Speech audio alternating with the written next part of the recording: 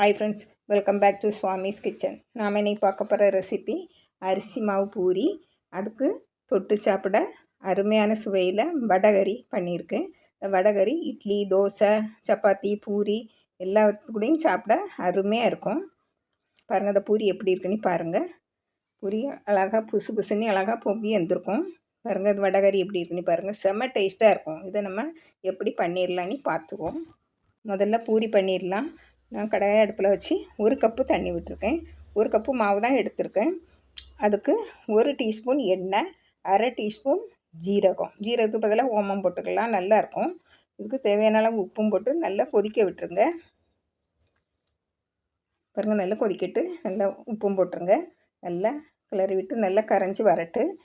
நான் 250 மில்லி பிடிக்கிய கப்பில் தான் 1 கப்பு அரிசி மாவு எடுத்திருக்கேன். இடியாப்பம் மாவு இருந்தாலும் எடுத்துக்கலாம். ஒவ்வொரு மாவு பொறுத்து தண்ணி இழுக்கும். அதனால் கொஞ்சம் தண்ணி வெளியே எடுத்து வச்சுக்கிட்டு அது பிறகு கிளறி விடுங்க. தேவைப்பட்டால் நம்ம விட்டுக்கலாம். நல்லா கெட்டியாக இருக்கணும் இந்த பூரி மாவுக்கு. பாருங்கள், நம்ம சப்பாத்தி மாவோட பூரி மாவு நல்லா கெட்டியாக தான் செய்வோம். அதனால் இதுக்கும் நல்லா கெட்டியாக இருக்கணும். நல்லா கெட்டியாக வந்தோடனே நம்ம அடுப்பு ஆஃப் பண்ணிவிட்டு இறக்கி வேறு ஒரு பவுலில் மாற்றிடணும். அப்படின்னா தான் சீக்கிரம் ஆறும். ஒரு 15 நிமிஷமாவது ஆகும். மூடி வச்சுருவோம். இப்போ நம்ம வடகரிக்குள்ளே சாமானெல்லாம் பார்த்துருவோம். பாருங்கள், நான் எல்லாம் எடுத்து வச்சாச்சு. இன்னும் மசாலா மட்டும் எடுத்து வைக்கணும், மிளகு பொடிகள் எல்லாம். இப்போது நான் 1 கப்பு கடலைப்பருப்பை எடுத்து நல்லா கழுவி 1 மணிக்கூர் ஊற போட்டு வச்சுருக்கேன். 1 மணிக்கூர் ஊறினா போதும். நம்ம இப்போ இதை மிக்ஸி ஜாரில் மாற்றி அரைச்சிடுவோம். மிக்ஸி ஜாரில் மாற்றியாச்சு. பாருங்கள், இது கூட ஒரு 1/2 டீஸ்பூன் உப்பு, ஒரு காஞ்ச மிளகாய், உங்களுக்கு காரத்துக்கு தகுந்தவாறு போட்டுங்க. இதை போட்டு தண்ணி விடாமல் குறவரப்பாக அரைச்சி எடுத்துருங்க. நல்லா அரைச்சாச்சு. இனிமேல் நம்ம இதை ஒரு மிக்சிங் பவுலில் மாற்றி எடுத்துக்கிட்டு நம்ம கொஞ்சம் கொஞ்சமாக சின்ன சின்ன துண்டுகளாக பிச்சு நம்ம போட்டு எண்ணெயில் போட்டு பொரித்து எடுக்கணும். பாருங்கள், இதை நல்லா கலந்து விட்டுட்டு பாருங்கள், இப்படி சின்ன சின்ன துண்டுகளாக போட்டு பொரித்து எடுக்கணும். இங்கே எண்ணெய் காய்ஞ்ச உடனே நம்ம சின்ன சின்ன துண்டுகளாக பிச்சு போட்டுடலாம்.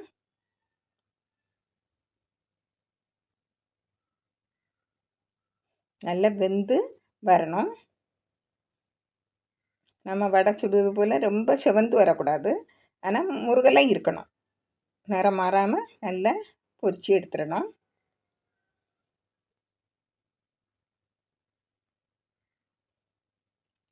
பாருங்கள், ஒரு பக்கம் செவந்த உடனே அடுத்த பக்கம் திருப்பி போடணும். பாருங்கள், நல்லா வாசனையாக இருக்குது.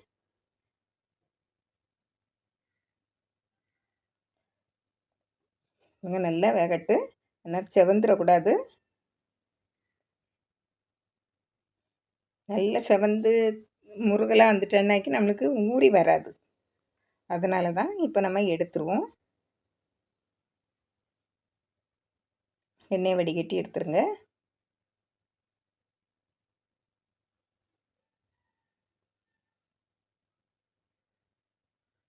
இதே போல் அடுத்ததையும் பொரித்து எடுத்துடலாம்.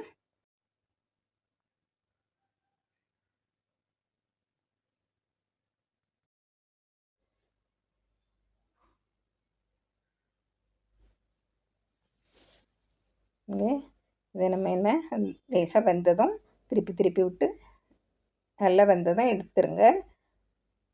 கொஞ்சம் கிறிஸ்பியாக இருக்கணும். நல்லா செவந்து வந்துடக்கூடாது. நம்ம வடை சுடுவது போல். பாருங்கள், இப்போ எடுத்துக்கிட்டு நம்ம இனிமேல் கறி செய்யறதுக்கு பார்ப்போம். ஒரு கடாயில் 3 டீஸ்பூன் எண்ணெய் விடுவேன். எண்ணெய் விட்டு பிரிஞ்சி இலை, பட்டை, ஏலக்காய், நல்ல மிளகு, கிராம்பு, ஜீரகம் இவ்வளோ போட்டிருக்கேன். உங்களுக்கு பெருஞ்சீரகம் வேணுன்னா கொஞ்சம் போட்டுக்கலாம். இதை போட்டு நல்லா பொரிய விடுங்க. நல்லா பொரிஞ்சதும் நான் ஒரு பெரிய வெங்காயம் பொடியாக கட் பண்ணி வச்சுருக்கேன். அதில் ஒரு பச்சை மிளகாயும் 2 ஆட்டுக்கு கீறி வச்சுருக்கேன். அதையும் போட்டுருங்க. போட்டு கொஞ்சம் உப்பு போட்டு வதக்கி விட்டுருங்க. உப்பு போட்டது பதிவாகலை அப்படின்னா சீக்கிரமாக வதங்கி வந்துடும். நல்லா வதக்கி விட்டுருங்க. நல்லா வதங்கி வரணும். அப்படின்னா தான் இந்த குழம்பு நல்லா டேஸ்ட்டாக இருக்கும். நல்லா வதங்கி வரட்டு. நம்ம ஒரு பெரிய வெங்காயம் எடுத்துருக்கோம். அதுக்கு ஒரு பெரிய தக்காளி பொடியாக கட் பண்ணி நம்ம வதக்கி எடுத்துக்கலாம். இல்லை அரைச்சியும் விட்டுக்கலாம். நான் அரைச்சி தான் வச்சுருக்கேன். 1 டீஸ்பூன் இஞ்சி பூண்டு விழுது. அதையும் போட்டு நல்லா பச்சை வாசனை போகிற வரைக்கும் நல்லா வதக்கி விடுங்க. இந்த நேரத்தில் நீங்கள் தக்காளியை போட்டு வதக்கி விட்டுக்கலாம். நான் அரைச்சி தான் எடுத்திருக்கேன். ஒரு 4 இலையில் புதினா போடுங்க. ஒரு கொஞ்சம் மட்டும் மல்லிக்கீரை போடுங்க. புதினா 4 இலை போட்டால் போதும், இல்லைன்னா நிறைய வாசனை இருந்தால் நல்லா இருக்காது. இப்போ நான் அரைச்ச தக்காளி விழுதை போட்டுறேன். பாருங்கள், இதுனா சீக்கிரம் வதங்கி நல்ல கிரேவி நிறைய இருந்த போல் இருக்கும். நம்ம தக்காளியை வதக்கி விட ரொம்ப நேரம் ஆகும். பாருங்கள், இதை மூடி வச்சுருங்க. நல்லா வதங்கி வரட்டு. பாருங்கள், எண்ணெய் பிரிஞ்சு வரணும். இது நல்லா எண்ணெய் பிரிஞ்சு வந்தாச்சு. இதை நம்ம அடுப்பை குறைச்சி வச்சுக்கிட்டு மசாலா பொடிகள்லாம் போட்டுருவோம். ஒரு 1/4 டீஸ்பூன் மஞ்சள் பொடி, 1 டீஸ்பூன் மிளகாய் பொடி, 1 டேபிள் ஸ்பூன் மல்லிப்பொடி. நான் மல்லிப்பொடி கூட நல்ல மிளகு ஜீரகம் எல்லாம் போட்டு அரைச்சி வச்சேன் மல்லிப்பொடி. அதில் ஒரு 1.5 டேபிள் ஸ்பூன் போட்டுருங்க. அப்படி தனியாக இருந்த தனி மல்லிப்பொடியாக இருந்தேன்னா உங்களுக்கு மிளகு பொடி ஜீரக பொடியெல்லாம் தனியாக போட்டுருங்க. நல்லா வதக்கி விட்டுருங்க. நல்லா வதக்கி விட்டுட்டு இதில் ஒரு 2 கப்பு முதல்ல தண்ணி விட்டுருங்க. பாருங்கள், தண்ணி விட்டு நல்லா கொதி வரட்டு. கொஞ்சமாக இதுக்கு தேவையான அளவு உப்பு போட்டுருங்க. நீங்கள் முதல்ல வதக்கச்சியுமே உப்பு போட்டிருந்தா பார்த்து போடுங்க. இதில் கொதி வந்த உடனே உப்பு பார்த்துருங்க. நம்ம வடையிலையும் போட்டிருக்கோம் ஏற்கனவே. இந்த வடையை இப்போ நல்லா பொடிச்சு விட்டுருங்க. சின்ன சின்ன துண்டுகளாக பொடிச்சு விட்டுக்கிட்டு எடுக்கணும். இப்போ நல்லா கொதி வந்துட்டு இந்த நேரத்தில் உப்பு பார்த்துருங்க. இப்போ நம்ம இந்த பொடிச்சு வச்ச வடையை போட்டுருவோம். பாருங்கள், வடையை போட்டு நல்லா கலந்து விடுங்க. நல்லா கலந்து விடுங்க. இன்னும் கொஞ்சம் தண்ணி தேவைப்படுது. பாருங்கள், நல்லா கெட்டியாக இருக்குது. இன்னும் ஊறி வரைச்சுமே நல்லா வெந்து வரைச்சுமே கெட்டியாயிரும். அதனால இன்னும் கொஞ்சம் தண்ணி விடுங்க. உங்களுக்கு கொஞ்சம் தண்ணியாட்டு வேணும்னா கூட கொஞ்சம் தண்ணி விட்டுடுங்க. பாருங்கள், இப்போ எனக்கு கெட்டியாக போதும். இதை மூடி வச்சுருங்க. நல்லா கொதித்து வெந்து வரட்டு இந்த வடை எல்லாம். பாருங்கள், நல்லா இன்னும் கொஞ்சம் நேரம் வச்சுருங்க. ஒரு 2 நிமிஷம் நல்லா வெந்து வந்துடும். நல்ல வாசனையாக இருக்குது. நல்ல வாசனையாக இருக்கும். பாருங்கள், இப்போ நம்ம கொஞ்சம் கொத்தமல்லி 2 புதினா இலை போட்டுவிடுங்க. நல்ல வாசனையாக இருக்கும். லாஸ்ட்டில் போட்டு அதை மூடி வச்சுருங்க. இப்போ நம்ம கலந்து வச்ச பூரி மாவு எப்படி இருக்குன்னு பார்த்துருவோம். இன்னும் கொஞ்சம் கெட்டியாக வந்திருக்கு. இப்போ நல்லா அடித்து பிசைஞ்சிடணும். நல்லா நைஸாக இருக்கணும். பாருங்கள், இப்படி நல்லா கெட்டியாக நைஸாக இருக்கணும். அப்படியே கொஞ்சம் தண்ணியாக இருந்தேன்னா உங்களுக்கு கொஞ்சம் அரிசி மாவு போட்டுவிடுங்க. ஒன்றும் செய்யாது. உங்களுக்கு தேவையான அரிசி மாவை போட்டு நல்லா கெட்டியாக பிசைஞ்சு எடுத்துருங்க. இப்போ சின்ன சின்ன உருண்டைகளாக உருட்டி வச்சுக்கிடுவோம். பாருங்கள், இது கொஞ்சம் கஷ்டமாக இருக்கும். நீங்கள் தண்ணி போல் இருந்தோன்னா அதனால் மாவு சேர்த்துக்கிடுங்க. இப்போ நம்ம வடகறி எப்படி இருக்குன்னு பார்த்துருவோம். பாருங்கள், நல்லா கெட்டியாக வந்திருக்கு. நல்லா கம்மானே வாசனை அடிக்கி. பாருங்கள், இது பூரினால இது கெட்டியாக இருக்கட்டு. இதை ஒரு பவுலில் மாற்றிடுவோம்.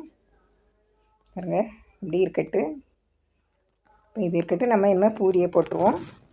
ஒரு பூரி கட்டை எடுத்து பாருங்கள், பூரி பலகை எடுத்து அதில் போட்டு கொஞ்சமாக தட்டி வச்சுட்டு போடுங்க. மெதுவாக உருட்டுங்க. அழுத்தி எடுக்கக்கூடாது. இப்படி நல்லா கெட்டியாக இருக்கணும். நல்லா அழுத்தினா பலகையில் ஒட்டிடும், பூரி கட்டையிலையும் ஒட்டிடும். பாருங்கள், இப்படி ஒரு பாத்திரத்தை மூடி இல்லைன்னா இப்படி எடுத்து சின்ன சின்ன ரவுண்டாக எடுத்துக்கிடுங்க.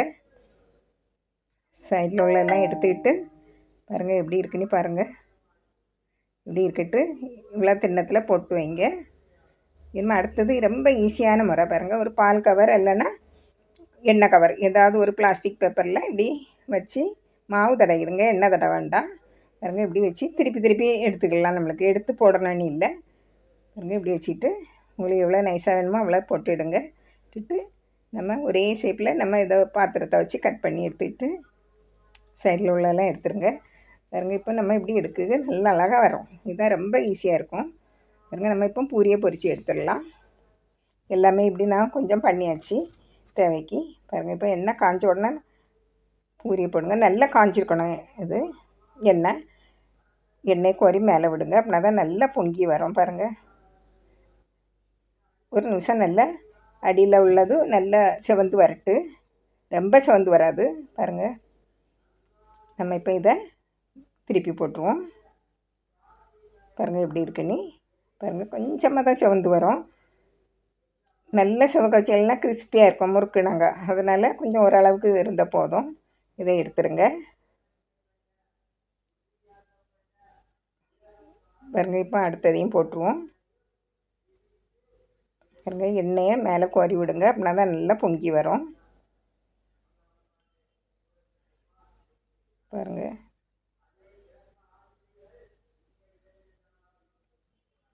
லேசாக ஒரு பக்கம் வெந்த உடனே அடுத்த பக்கம் திருப்பி போட்டுருங்க. பாருங்கள், இப்படி நல்லா சிவந்து வந்தாலும் நல்லா கிறிஸ்பியாக இருக்கும் இந்த பூரி. இதையும் எடுத்துருவோம். இப்படி எல்லா பூரியும் நம்ம பொரித்து எடுத்துடலாம். பாருங்கள், பொரித்து எடுத்தாச்சு. இவ்வளோ அழகாக இருக்குது பூரி. நல்லா டேஸ்ட்டாகிட்டு இருக்கும். பாருங்கள், எப்படி பூரி உப்பெல்லாம் இருக்குன்னு பாருங்கள். எண்ணெயும் அதிகமாக குடிக்காது. நீங்கள் கரெக்டான பக்குவத்தில் மாவு பிசைஞ்செல்லாம் அதிகமாக குடிக்காது. பாருங்கள், நல்ல கிறிஸ்பியாக இருக்கும். நல்லா டேஸ்ட்டாகட்டும் இருக்கும்.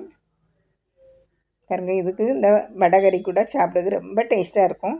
இதே போல் நீங்களும் செய்து பாருங்கள். பிடிச்சிருந்தால் லைக் பண்ணுங்கள், ஷேர் பண்ணுங்கள், கமெண்ட்ஸ் பண்ணுங்கள், மறக்காமல் சப்ஸ்கிரைப் பண்ணுங்கள். தேங்க்யூ.